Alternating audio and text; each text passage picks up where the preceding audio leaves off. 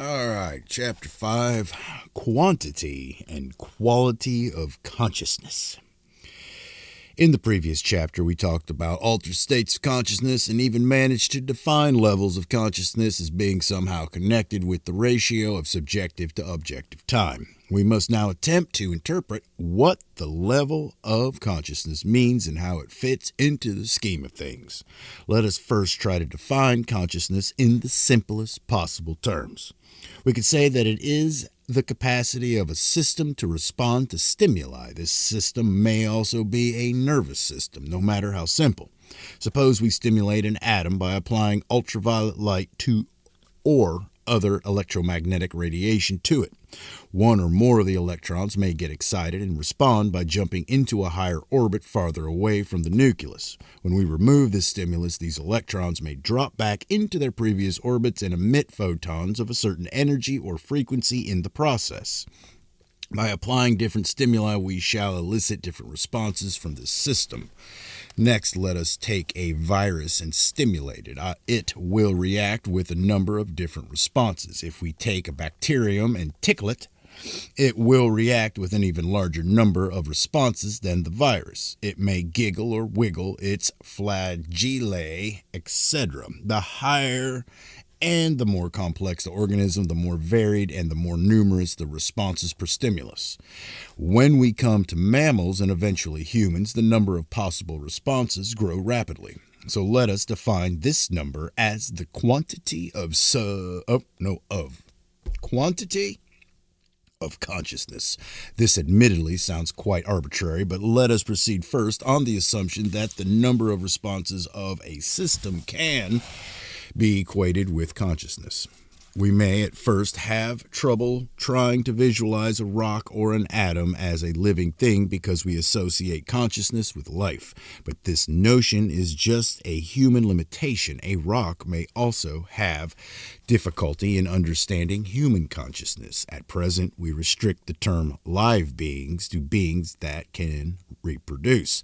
This, I believe, is quite arbitrary. We seem to project our own behavior onto other systems by saying that starting from the atom and going to larger aggregates, there is no life, and then suddenly, when the aggregates of atoms have reached a certain stage of organization, life appears because we can recognize our own behavior in it.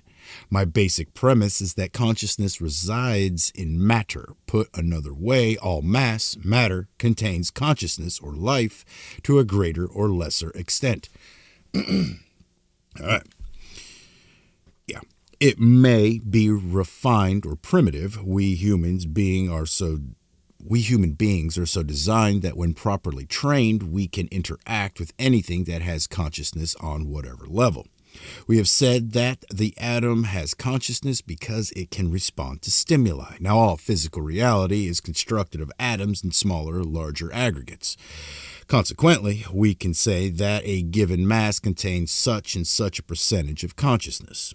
This percentage will vary in quantity and in quality according to the different evolutionary levels.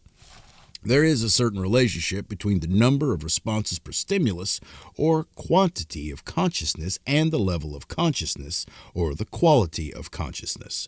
We shall express the quality of consciousness in terms of frequency response.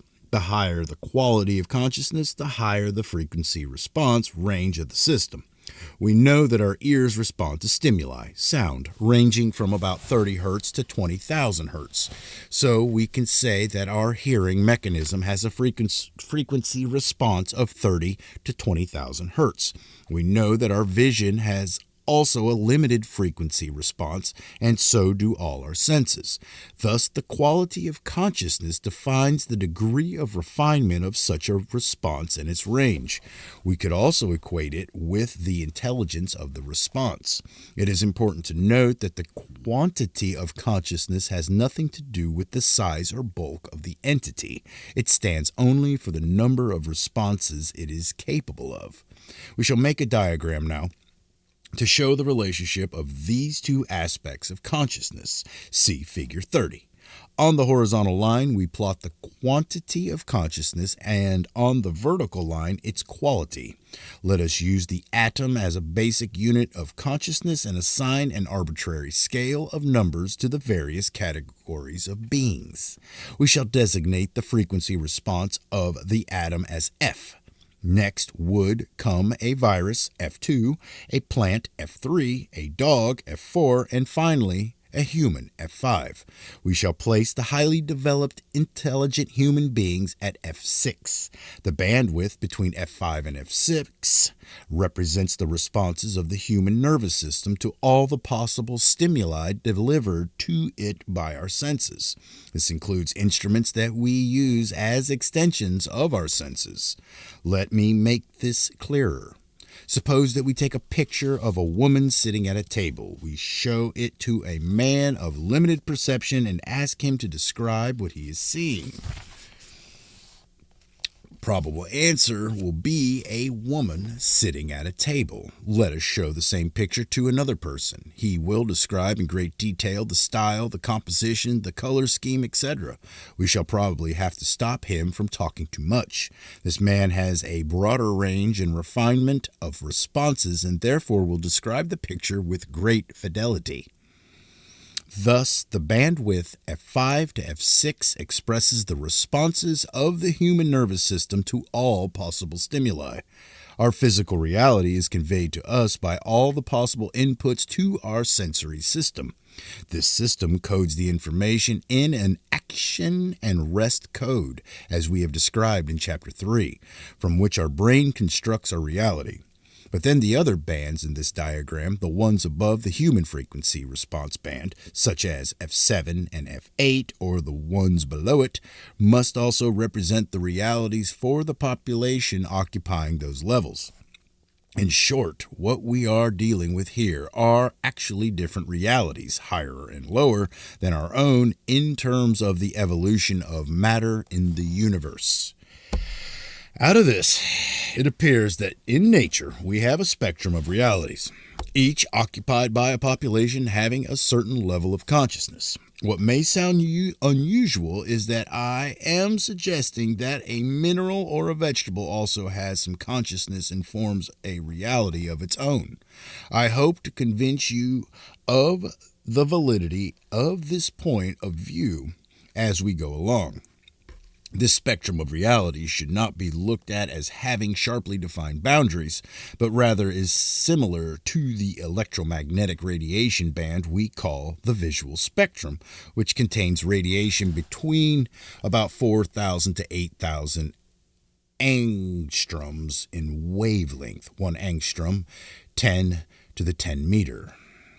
Equals 10 to the 10 meter. We say that it contains colors ranging from violet to red, deep red, going through blue, green, yellow, etc. There are no sharp defining lines between the colors that separate them. They blend into each other smoothly. Hold on, just give me 1 second.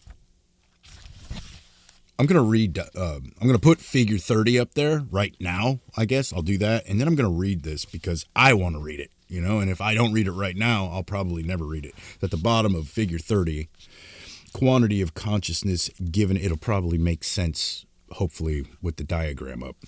Quantity of consciousness given in terms of the number of responses a system is capable of as a reaction to a stimulus. Quality of consciousness, the degree of refinement or intelligence of such responses and their range, expressed in terms of frequency response. Each frequency range stands for a certain reality band. Relative realities. All reality bands below the absolute. Absolute. The sum total of consciousness in the universe.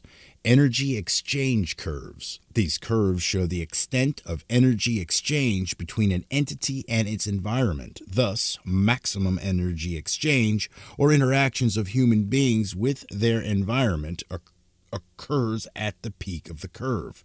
It is our point of resonance with the environment. All right. Continuing on, let us now look at the diagram as a whole. we see that the relationship between the quantity and the quality of consciousness is given by a curved line. We note that the curved line becomes almost parallel with the horizontal line at the top, which we shall call the absolute. Note that for each jump from one reality to the next higher one, say from F2 to F3, there is a relatively small increase in the quantity of consciousness, while in the higher realities, say from F10 to F11, the increase of the quantity of consciousness is very large. In fact, the increase becomes almost infinitely large as the curve approaches the absolute. We could say, therefore, that the absolute contains all consciousness there is in the universe. It is the source of all consciousness. Notice the arrow of evolution on the right side of the diagram. It points up towards the absolute. This implies that all matter in the universe, starting from the atom, is moving up in levels of consciousness under the forces of evolution until it finally reaches the absolute. It also means that matter is combining and becoming more and more complex, forming more intricate nervous systems as time goes by, and these nervous systems are capable of interacting with nature in more complex patterns. In other words, the quality of their consciousness is increasing. We now turn to the little bell-shaped curve on the left vertical line. Let us call them energy exchange curves. We see that the lower curves close to the bottom line are smaller, while the higher we go vertically, the more the energy exchange curves grow in height. As we progress along our evolutionary ladder, our interaction with our environment increases.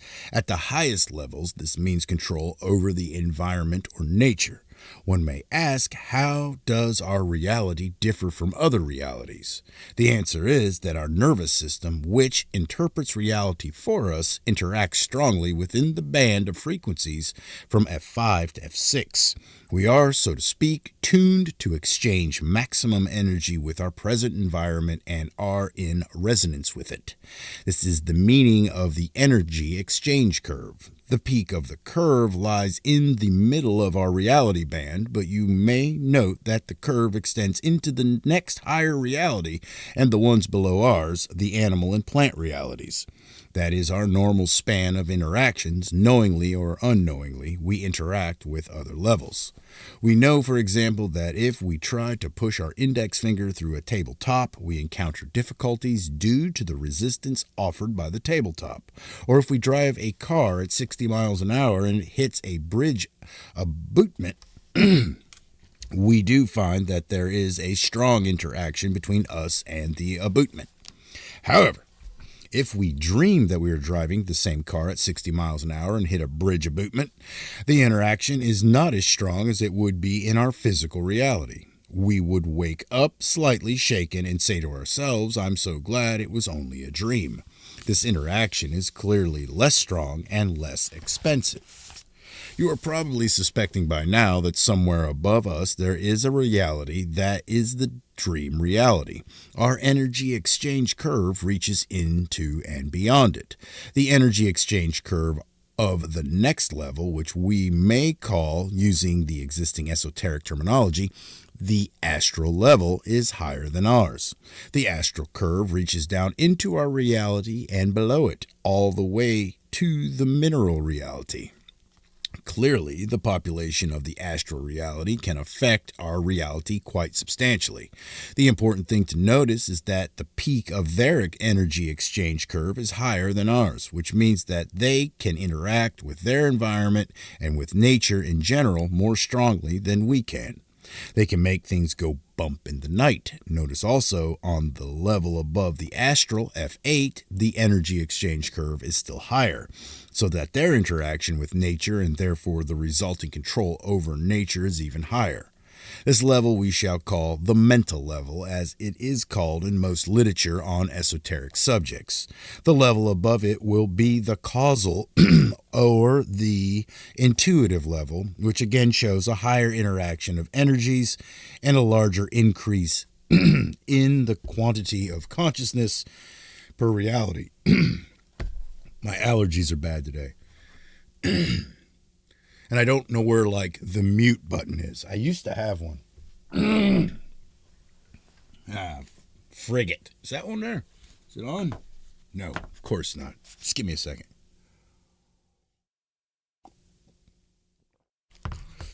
All right. As we move, almost done, don't worry. As we move higher on the scale of evolution, we encounter the so-called spiritual realities. These reach all the way to the absolute. Note the very high energy exchange curve of the highest spiritual level. This implies total control over nature. We can sum up the above statements this way.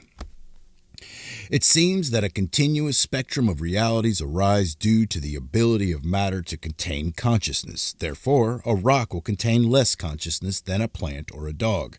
This entails the rock's lesser degree of control over its environment, fewer possible responses, and therefore less free will. That is, if one can speak about the free will of a rock.